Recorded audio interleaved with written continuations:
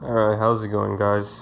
This video we're going to be talking about and doing valve adjustments. Show you how to disassemble everything. We get to the valves, adjust them to spec. This is the first maintenance on this quad. Alright, let's get to it. We're going to remove all the tank cover assembly, which are clips. Mostly all of them are clips. Just take them all out. Should pull out right now.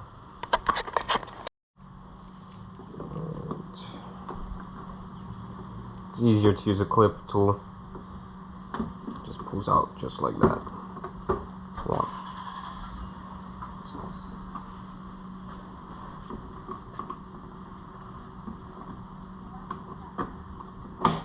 There we go. Alright, you get it all on clip from here, side to side. Should then remove.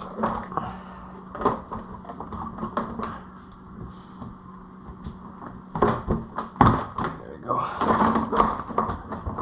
Slowly take it out. There.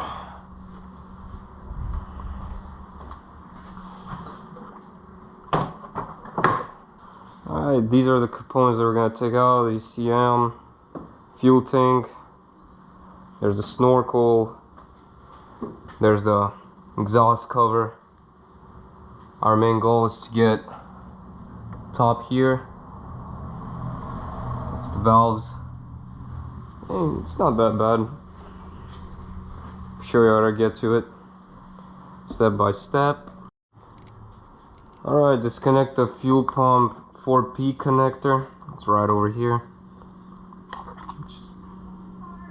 Sure you don't break anything. The connectors. There you go. The 4P connector. Alright, gonna disconnect the fuel line breather hose. There you go. And disconnect the joint connector and this clip right here.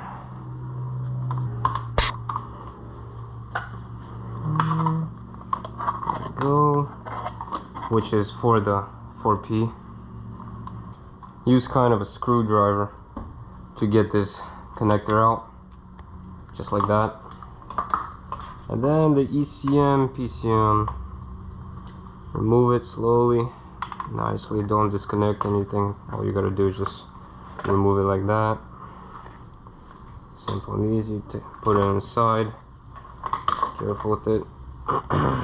Just like that. Fuel hose right here. There you go. And this clip coming out from the snorkel. Alright. There you go. It's gonna be a 10mm. Just remove it. Alright, now we're gonna go to the other side. Now we're gonna disconnect the ECT 2P sensor right up by the spark plug. There's a clip behind it, and then just remove it. There you go. Careful not to break it. And we're gonna remove the spark plug cap. There you go. Nice and good. Then we're gonna remove this spark plug cap from the heat guard like that. Just move it, just clip it right off. This breather hose right over here. Remove it completely, slide it out. This tab right here, remove it just like that. And then this hose right here too, just remove it. 2 breather hoses. Alright, now we're just gonna remove the ECM stay on its buses and grommets. Just pull it off right like that. There you go. And there's your snorkel. And remove this main harness from the heat cap. 1, 2. Just take it right out. Now our process is to move the snorkel out of the way. There's this clip. that we gotta get out. You'll see it's just a band. And just loosen it right over there. There we go. Takes out like that. Just remove the snorkel. Make sure it slides out first from the bottom. Then just slowly take it out. There you go. There's your snorkel. I'm gonna remove this fuel hose from the heat protector. There you go. Then we're gonna have to take fuel tank mounting bolts off. I think take heat guard protector out. There you go. Got that out. So grab your 10mm. Remove that fuel tank mounting bolt. And then remove the clips off of the fuel cap.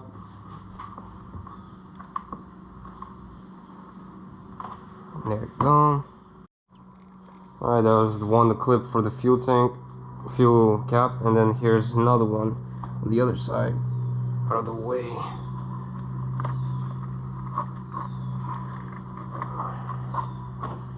This cable right here, you won't maybe see it because that's my winch that my other video shows how to install. Should have did this first.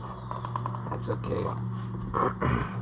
I put a bigger socket, longer socket, not bigger, so I can get more room to move. Okay. Let's see what I can get here. Let's put the fuel line under here.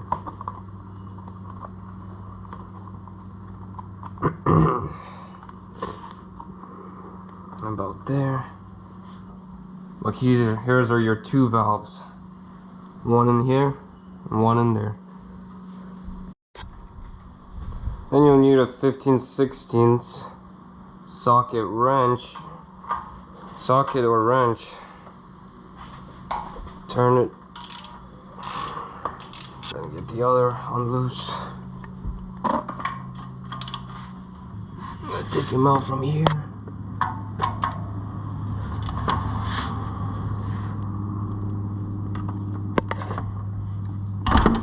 Whew, those are torqued on pretty good. There's 3 of them.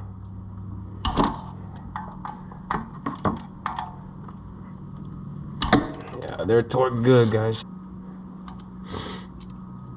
Just remove the cover. A little oil will come out, but it's not much. There's the gasket. And that's the crank. There's some ball bearings in there. Remember, only turn clockwise. Now we're gonna take out the sight where you're gonna see where it's top dead center. It's a size 6 hex. There we go. Got it loosen. Okay.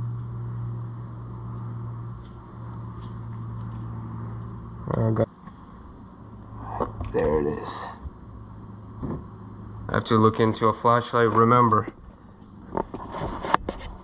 that line right there, that's a guide. And then you look inside the crank, you're gonna see T and a line. That's top dead center. Make sure that line aligns with this line while rotating that clockwise. I'm gonna do it. I'll show you guys where, and I'll look to see when it's not T, which will make both of these play. Alright guys, size 17 socket. Put on the crank, turn it clockwise until you see that T aligning with that guide. I'm gonna start turning it and make sure I see it, and I'll try to record and show you how it looks inside.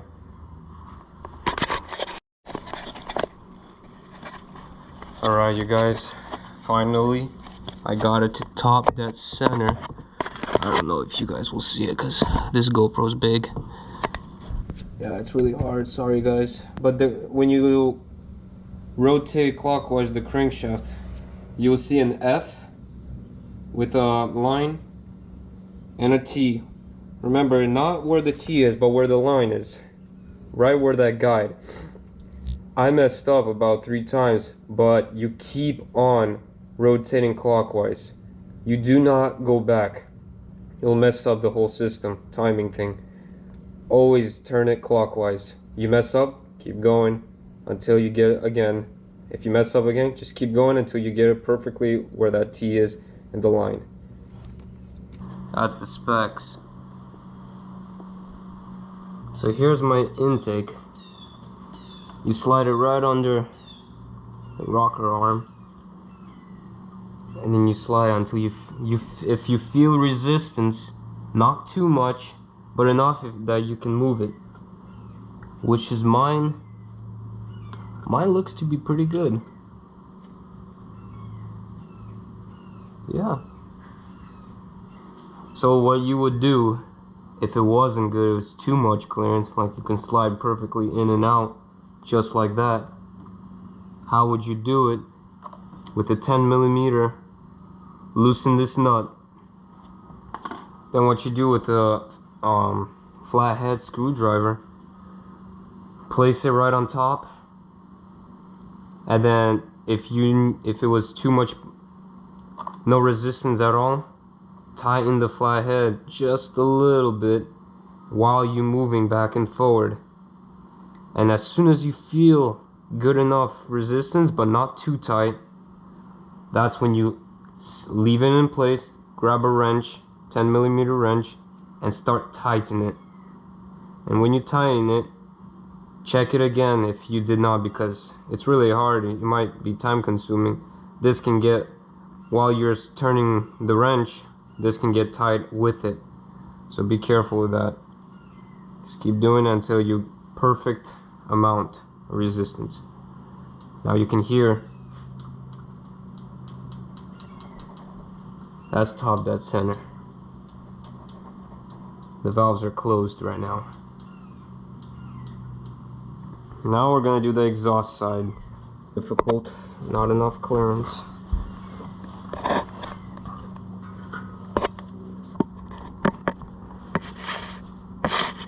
Both of my intake and exhaust isn't that bad. Sliding it back and forward. Looks like they're both good.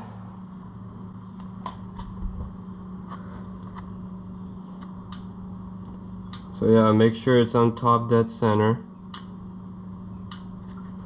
For the exhaust side, which is this valve, as you can see the exhaust runs up from this valve, it will be 9/1000 of an inch feeler gauge. And then for the intake side, it will be 6/1000 of an inch. Make sure you're at top dead center. And yeah, adjust it how I said for the intake, same with the exhaust. Loosen this 10mm nut. Put a flathead screwdriver. If it has too much resistance, loosen the with the flathead screwdriver. And then as soon as you feel that you can move it back and forward easily, not easily actually, make sure it has a little resistance, then you tighten the 10mm with a wrench tight, and then you recheck it, and then keep adjusting until when you feel that resistance perfect. I did not adjust it because they were perfectly fine how it was. Remember, this was just the first maintenance on it. This is on 100 miles and 20 hours. It did not wear out that much. And here's the part number for these caps: 91301-428-003. This cap that screws on to see where the top dead center is. This is from 91303-377-000. One for the intake and one for the exhaust. The torque spec for these are 9 foot-pounds. Like when you think it's tight, then it's tight. And click, basically. As soon as you think it's tight, don't screw it no more. Not sure about this torque spec for the crank, but like I said, good and tight. Take this one out. There you go. And put it right back where you got the new one on.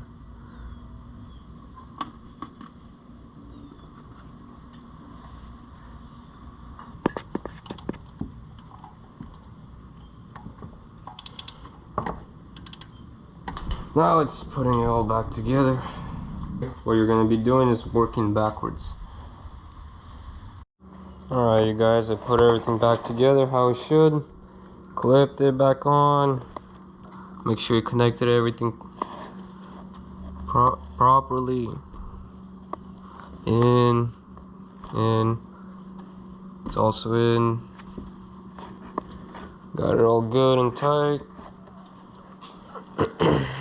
Now we're gonna do an oil change, and for that it's best to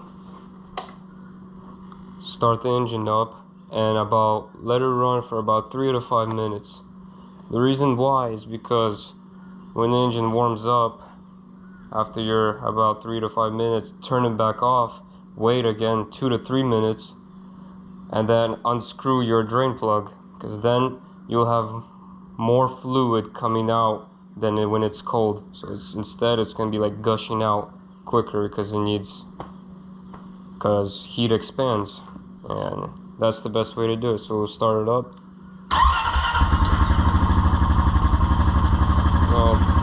Check for leaks. You can kind of hear it, but it's not as loud. We're gonna climb underneath, turn it off, the engine's warm. There's the drain plug, something underneath. Drain the oil. And there goes the oil. You want to use GN4, that's what's the recommended one. 10W30 velocity, synthetic. So there it is, and the oil filter. That's the washer. You don't really need it because I don't know, the other washer looks great. They give it to you anyway. So this is I'm not gonna change the air filter. There's really no point of it. Might change it later, but definitely I will change the Honda motor oil and filter. And now it's oil filter time. That's where the oil filter will be. If you notice there, we're gonna unscrew all that, change the oil filter. Here's the filter part number, 15412-HM5-A10.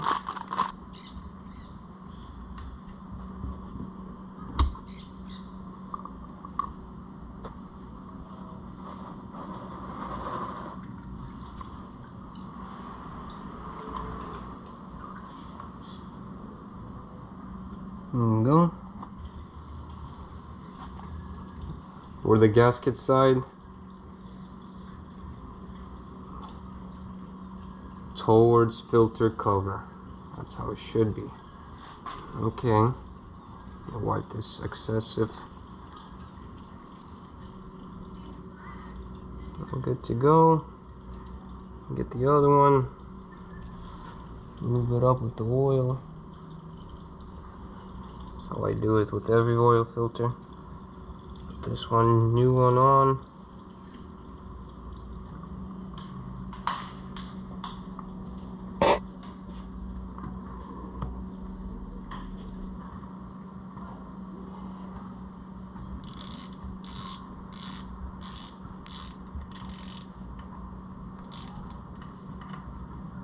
Clean your area, clean the cover so you can inspect for leaks.